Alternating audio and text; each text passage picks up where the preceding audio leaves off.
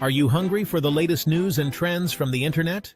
Welcome to What's Cooking on the Internet, your one-stop shop for discovering the hottest digital delights. Hit that subscribe button and let's get cooking. An unprecedented moment has unfolded, but what the US and Iran do next could be even more pivotal. For decades, the two nations have carefully avoided a direct military confrontation, with each American president holding back from deploying their military might against the Islamic Republic for fear of sparking a potentially catastrophic war in the Middle East.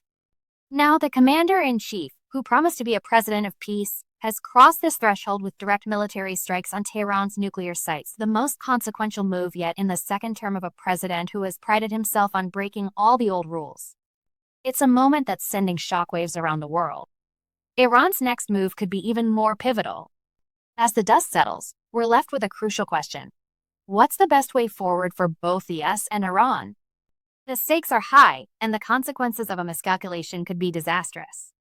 In the past 10 days, intense Israeli strikes have inflicted more damage on Iran's military hardware than its 8-year war with Iraq, which still casts a long shadow across Iranian society. Israeli attacks have eliminated many in the top ranks of Iran's security forces along with leading nuclear scientists. America's entry into this conflict has now ratcheted up the pressure.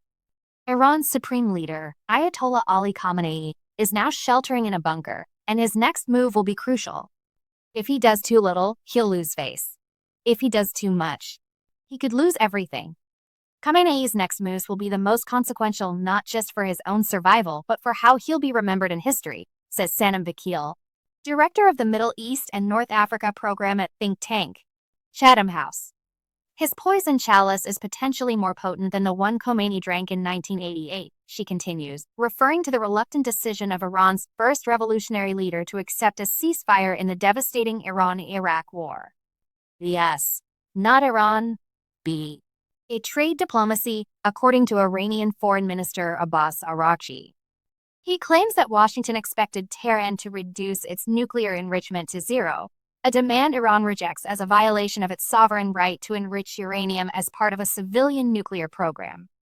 European leaders are also calling for an urgent de-escalation and a path to curb Iran's nuclear program through mediation, not missiles. But they also reiterate that Iran cannot be allowed to acquire a nuclear bomb.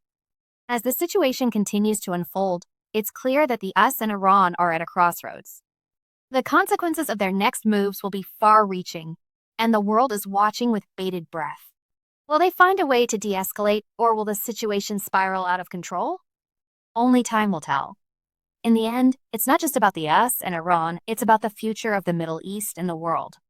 We must all hope that cooler heads will prevail and that a peaceful resolution can be found.